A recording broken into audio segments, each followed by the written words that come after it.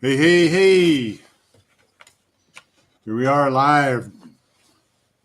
We just got back from driving downtown to see how much damage we could see and get some water. We were gonna go get some gasoline, and then I was gonna go to where the major damage areas were and take some footage for y'all. But there's no way we can get there because the lines at the gas station are like maybe 30 cars deep. People are panicking to get fuel right now. Uh, well, you can imagine this is Alaska, right? It's cold outside. It's like what? No, 31, 30, about 30, 31 degrees this morning. Light snow last night.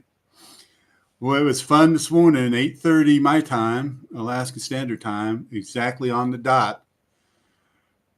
Woken up from me and the old lady are laying up in bed on our upstairs of the cabin. We have a two-story addition on the back of the cabin.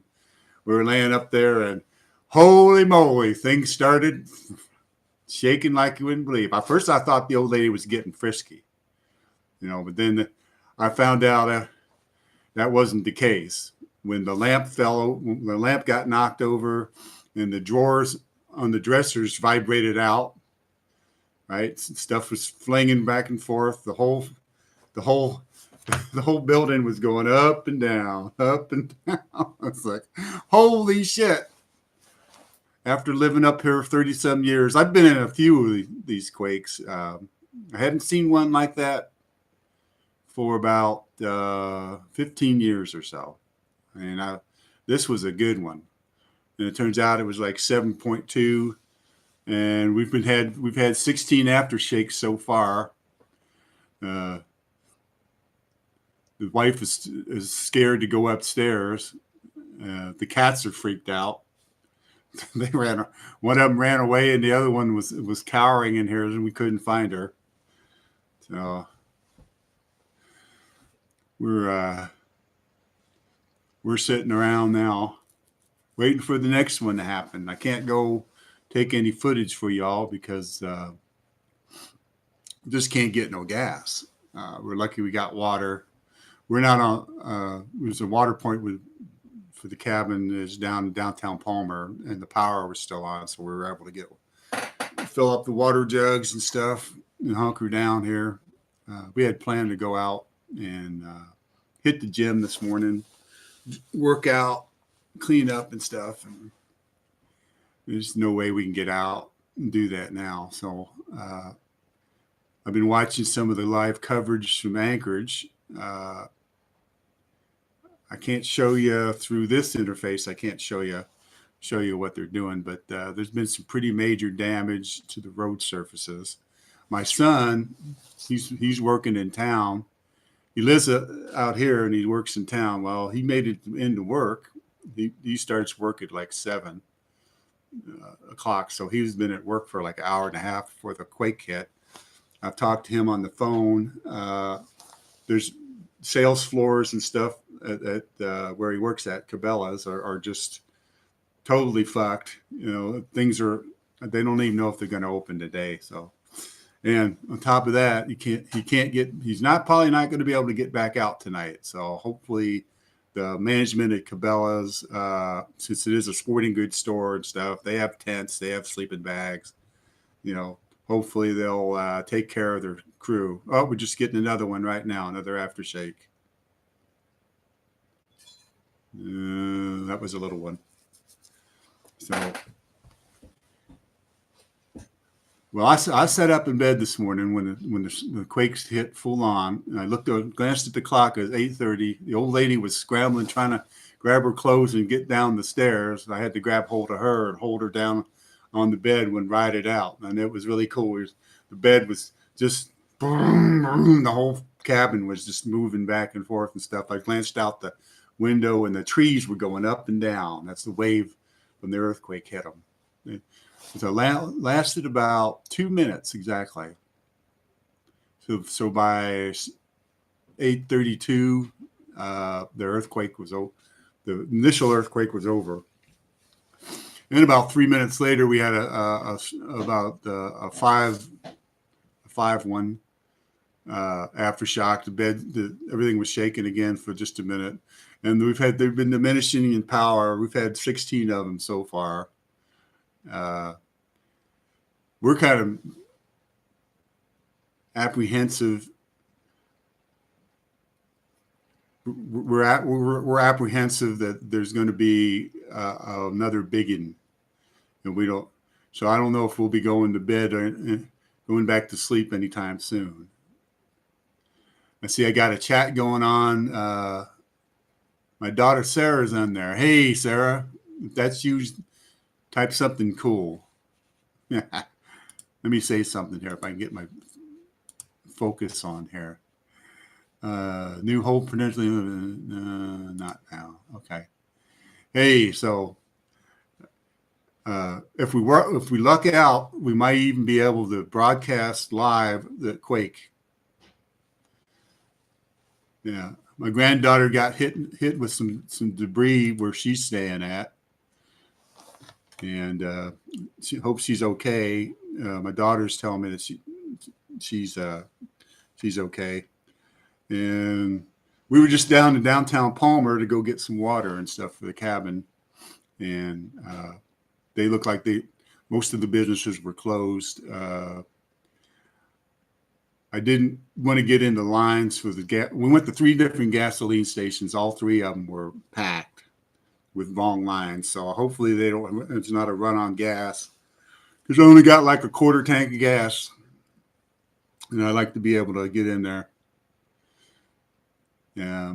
They did fill it up in Fairbanks down to Kenai. Evidently the road to Kenai is pretty much out. Yeah, I don't know what they're going to do.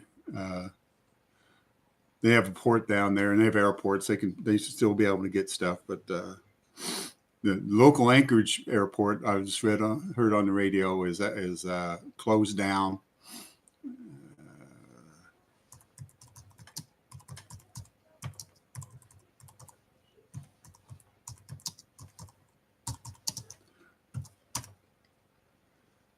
I spelled from wrong. Hello from Earthquakeville. Oh, I hear alarms going off. It's really cool. They have this emergency broadcast system that your cell phone lights up and the tsunami warning came over that. Well, I'm not too worried about tsunamis because I'm at 800 foot above sea level on the side of a mountain. But who knows what's going to happen here in the next hour or so. So we can stay live as long as we have a connection here. Tell your friends and stuff if they want to ride the earthquake out with me. Tell them the URL is to this live feed on YouTube. I'm sure there's a bunch of other people YouTubing it. But I'm just going to sit here and wait for the next aftershock. I got the video camera ready to go. Hopefully I can grab it and turn it on right when the shaking starts. I'd love to get that on camera. We had a bunch of shit fly off the shelves.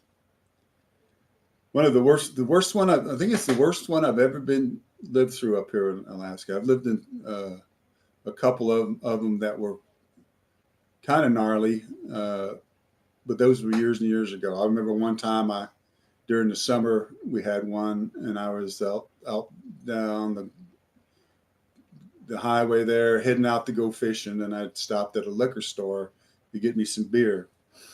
And while I was in the liquor store, we had about a 7 or so, and all the bottles in the liquor store kind of just decided to take a dive onto the floor. And this poor guy that was there was doing everything he could to push the bottles back up and stay and stay in business.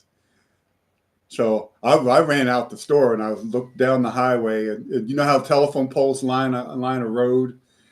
I looked out in the distance. I could see the one pole rise up and then fall, and then the next one in line come up and then go down, and the next one come up and go down, and the next one, and so forth, until it passed us and kept going. And I said, holy shit, that was exciting. Well, this one this morning was twice as exciting as that. Just imagine you're laying in bed, just waking up. You know, we're retired folks, so we don't get up out of bed to go to work or nothing. It's like we usually wake up about 8:30 or so. So we were just waking up, just stirring, and then wham! It started out. There was a loud sound, and then the shaking started, and then it got worse shaking, and then shit started flying off the dressers, and the dresser drawers started coming out and shit. And the bed's moving, and the old lady's grabbing her clothes, standing, trying to get down the stairwell. I grabbed her and said, "No, sit down. You can't go down that stairwell, because if you do, you're going to wind up getting hurt." So luckily, I guess we built this place good enough to withstand a couple earthquakes. It's when you build up here, you got to keep that in mind. You know, these folks that want to have regular construction wind up eating it during the earthquake. My cabin here, the main part of the cabin, what you see in the background, just lays. It's laying down on a log bed. There's no sub to it, you know. So it lays right on the ground. So the cabin will move up and down in the wave, you know. But the additions on the back, they're up on small, not stilts, but pilings, sonotube filled with concrete, and that's where we got most of the shaking and stuff was back on there, because it just shook like crazy. But I went outside and checked the pilings and stuff. I didn't see any cracking. I didn't see anything off where it was supposed to be, and so I guess it paid to spend those extra dollars for those strong ties that we put in everywhere. Oh, yeah. So I don't know. I guess we could stay on. Nobody's watching but my daughter. So I guess I will sign off. And if you folks want an update, I'll do a live update later on today and see what happens.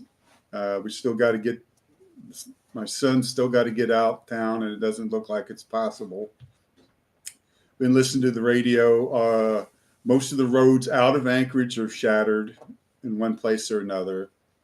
You probably see some video footage of it on a couple different stations. Right now on YouTube at CBS News' channel, there's a live feed going out. Let me put it back on and say here. One of the many things going on. Lots of reports of traffic. Interstate in Minnesota, that overpass, reports of that collapsing. And then all around town, even heading up to Eagle River. We had reports that the Eagle River overpass was shut down while they check it for structural integrity. We had reports that multiple aftershocks. Probably open that up about 5.7. Now so it should be able to get home. Just around 8:30 a.m. Then afterward, we had a 5.7. You probably felt that one. Then a few around 4. And then if you were watching, you probably saw us get that next aftershock. That was just a littler one, but you saw everybody dove under the desk. Everybody got in all place. them pussies in Anchorage are just freaking out. You got to remember that most of these news guys and stuff, they're all up from like California and the West Coast and shit. So they're not used to the stuff that Alaskans are used to.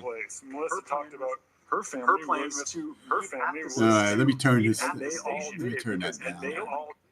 Okay. So now I can watch the people on the KTVA station here live stream without listening to their irritating voices.